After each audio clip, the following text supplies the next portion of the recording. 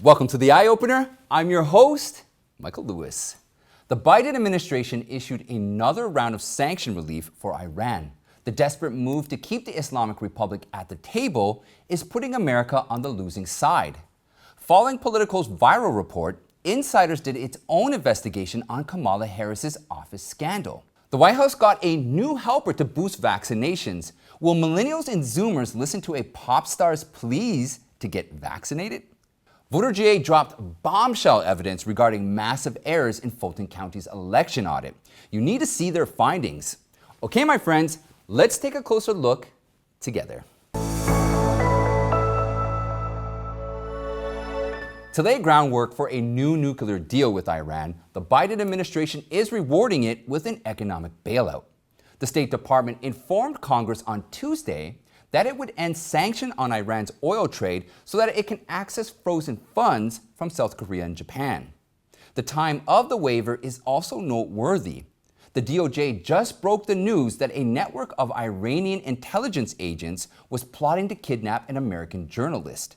Republican Senator Bill Hagerty said Biden is doubling down on his Iran appeasement policy at a time when Americans are being attacked by that very regime.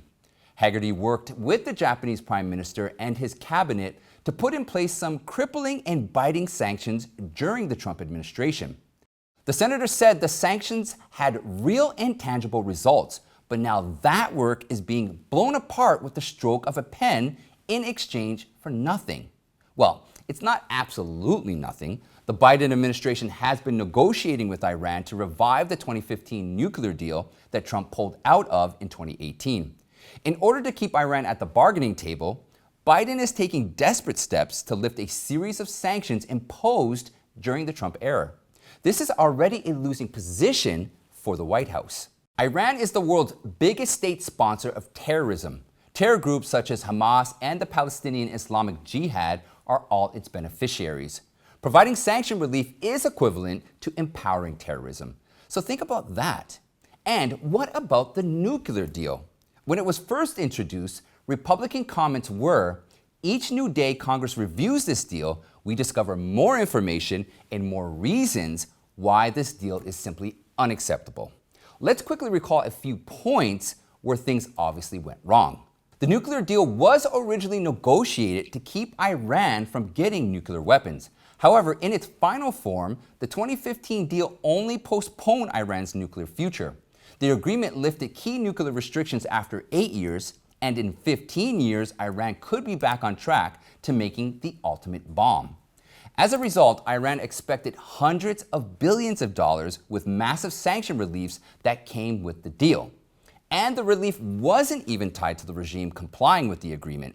This is ridiculous. How can anyone expect a totalitarian regime not to cheat? Some lobbyists in Washington have urged Biden to lift sanctions, saying those measures are hurting the people of Iran. Now, this is a lie. In reality, most Iranians want exactly the opposite. Ahmad Obali is a Chicago-based talk show host who broadcasts into the Islamic Republic. In May, he asked viewers who mostly live in Iran, should the U.S. sanctions be lifted or remain in place? The response was overwhelming. 48 of the 50 callers said they want Biden to keep the sanctions in place. Some Iranians said sanctions against the regime should be increased until it's choked. Others said that after Obama lifted them, not a single dollar went to the people. One caller commented that the Iranian government used billions of dollars from the Obama administration to build palaces and feed terrorists. In contrast, the maximum pressure campaign launched by the Trump administration succeeded in bringing the regime to the verge of economic collapse. According to the IMF, Iran went from $122 billion in reserves in 2018 to a woeful $4 billion in 2020. This gave Iranians hope that the regime could soon be defeated and the people would be set free. On February 1st, 38 activists inside Iran sent a letter to Biden asking him to maintain a maximum pressure campaign. These people had to put their lives on the line to send the message, and most of the signatories were arrested or imprisoned. Former Secretary of State Mike Pompeo said, Strength deters bad guys. Weakness begets war. This is the right motto to follow when dealing with a hostile force like the Iranian regime. Talking about the Biden administration, Kamala Harris seems to have fallen from grace after Politico broke the story of dysfunction and infighting in her office. But yesterday, Insider published another report about Harris's former staff, terrified at the thought of her becoming president. Insider interviewed 12 former Harris employees about her office environment when she was the DA for San Francisco, then California Attorney General, and then the senator. Most of the staffers chose to remain anonymous. Some of them said they were thrilled to have worked for someone who's now the first woman of color to serve as vice president. Others described their ex-boss as unpredictable and at times demeaning to her staff. For example, Harris typically wanted to be briefed on issues 3 days in advance. However, she sometimes would move things up without notice and then berate aides who weren't ready. One former staffer recalled that Harris likes to be overprepared for everything and detests improvising. The staffer said, quote, "The level of preparation that she brings to her job is, I believe, a large part of why she's been so successful. To be perfectly honest with you all, preparedness is something I would least associate with Harris. She laughs off all the hard questions. Her recent comment against voter ID was so far-fetched that I find it hard to believe that she had 3 days to fine-tune the argument that rural Americans don't know how to copy their IDs." One former Harris aide described the office culture as toxic and reactionary. There was a sense of paranoia. You'd never know when she was going to snap at you. Excessive verbal abuse was common for failing to fulfill her erratic demands or even for handing her the wrong pen. Not surprisingly, Harris ranked number 9 of 114 senators for highest staff turnover from 2017 to 2020. Another former staffer said when people who worked in her office found out Harris was going to be Biden's running mate, they sought therapy to resolve trauma from the on-the-job abuse. This sounds pretty dramatic. Let me give you some more evidence of employee frustrations. A longtime communications professor at California State University, Barbara O'Connor, told the press that at least 20 interns who worked in Harris's Attorney General and Senate office came to her crying and seeking advice. These students said they felt they weren't valued for their work, and thank goodness O'Connor was able to transfer about 5 of them out of Harris's office at the time. The Insider reported it's a nightmare scenario for some former Harris staffers who watched nervously as their former boss ascended to the national political stage. Many of them remained loyal Democrats and fans of Biden, but they didn't want to see a boss with whom they had a bad experience become the Democratic Party's standard bearer. New social media platform Getter is on the receiving end of a trolling campaign. Its CEO Jason Miller suggests nefarious foreign actors were behind the coordinated attacks. Miller said authoritarian regimes may have an interest in doing things to us in a surreptitious way. When asked why they would be interested in Getter, he replied, "When you're pushing for democracy and freedom, you'll have a big target on your back." Miller didn't name any countries, but which nations are most hostile towards democracy and freedom and known for cyber attacks? China and Russia. The answers are obvious. Millions of users signed up to Getter after its launch on July 4th, but the trolls' pornographic postings were orchestrated and coordinated. It forced Getter to moderate content more aggressively. Miller shrugged off his challenge, saying every social media platform deals with similar problems. He said Getter doesn't allow people to post pornography, religious criticism, or abusive content. Yet, what it ensures is you'll never be censored or deplatformed for your political speech. Any effort that goes against the grain, such as cancel culture, in this case, faces significant opposition. It's early days for Getter, and it'll have to deal with all kinds of challenges. But it's through this process you become experienced and mature. Okay, coming up, I want to tell you how Biden is using a pop star to convince young people to get vaccinated. And what happened to Stacey Abrams? We'll get into that, but before we do, I want to take a quick second to ask all my friends watching and the live chat family to please take a moment to hit the like button. Subscribe if you haven't already, but most importantly, share this video. I'm depending on you, my friends, and the power of word of mouth to spread the truth. We cannot depend on YouTube to do this. Also, to support the Eye Opener team, please donate to the show or purchase a mug that matters. You can find the link in the description below, and your support is always greatly appreciated. And make sure you stay to the end of today's show, my friends, because I have some audit updates for Georgia and Maricopa County you won't want to miss. Salute. Biden is using pop culture to try and defeat vaccine hesitancy among young adults. A new poll found adults between 18 and 34 are the most likely generation to say they'll either not get vaccinated or don't know yet. Gen Z, adults between 18 to 23, is particularly disinterested in getting vaccinated. Yesterday, 18-year-old Disney star and pop singer Olivia Rodrigo visited the White House to discuss with Biden and Dr. Fauci about promoting vaccine to young people.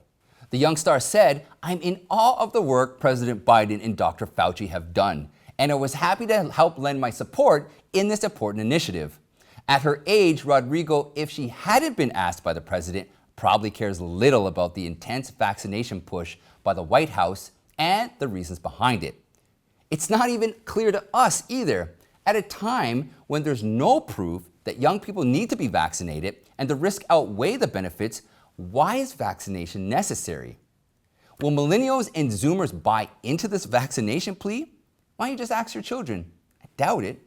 Georgia Republicans had a big win over Democrats in a special election on Tuesday. Devin Seabaugh defeated Democrat Priscilla Smith in State House District 34 with 63% of the vote.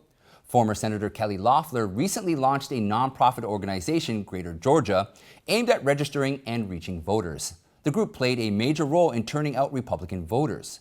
The victory shows it's possible to mobilize more Republicans to get out and vote. In the State House race, the GOP expanded its margin in the district from 4% to 26%, with the help of grassroots efforts, and failed 2018 gubernatorial candidate Stacey Abrams and her organization, Fair Fight, were handed a loss on Tuesday night. Yet Georgia got bigger news on Wednesday. An election watchdog group, VoterGA, revealed bombshell evidence that the hand count audit last year in the troubled Fulton County had massive errors. VoterGA obtained the county's mail-in ballots through a court order and conducted an in-depth review. According to last year's audit, more than 900 of the 1,539 mail-in ballot batch files had votes incorrectly reported in Fulton's official election day tallies. So the audit had an error reporting rate of 60%. That's considering no widespread voting irregularities were found. A 60% error rate is not just an error. At least 36 batches of mail-in ballots containing roughly 4,300 ballots were double counted. The team also found 7 audit tally sheets with incorrect vote counts. In total, the 7 batches had 554 votes for Biden and 140 for Trump, whereas the audit said 850 for Biden and 0 for Trump. Also, 100,000 tally sheets in Fulton County were also missing. These findings are undeniable. Fox News discussed VoterGA's report yesterday. Founder of the group, Garland Favoretto, said they believe there's massive audit errors. Fulton County didn't deny the allegations either. One spokeswoman for the county said in an email that there is pending litigation. They do not wish to respond. Pointing to the evidence presented by the VoterGA Representative Jody Heiss, who's challenging Brad Raffensperger in the Secretary of State primary, called on him to resign. With Joe Biden winning the state by less than 12,000 votes, all these discoveries are enough to possibly flip the results of the 2020 election. Moving to Arizona, Maricopa County on Wednesday approved a new contract to acquire new Dominion voting system machines to replace equipment examined by auditors. The county's Board of Supervisors has 4 Republicans and 1 Democrat. They decided to allocate an additional $2.9 million to the contract with the controversial voting equipment company. According to the amended agreement, Dominion will provide 385 new precinct tabulators and 9 new central counters, as well as the hardware to run them. The move came a day after the Senate declared that the auditor's ballot count didn't match official election results. Abolishing the existing machines is a move to deny the validity of the ongoing Arizona audit. As Senate President Karen Fann said earlier, If the audit experts can't prove the machines haven't been tampered with, then how does the Secretary of State or county elections certify before every audit that the machines have not been tampered with? At this point, the Democrats and the election board are helpless to stop the effort. They could at best deny everything. The Arizona audit is expected to expose some compelling results about the accuracy of the 2020 election. Currently, the auditors plan to finish the report in August. And that's it for today, my friends. Check out this playlist right here for more eye-opening content. You can join me in the Eye Opener Telegram chat room and follow me on Newmaker, Gab, Parler, and Getter. Don't forget, please sign up to the email list so we can stay in touch. I also like to thank you all, and I'll see ya next time.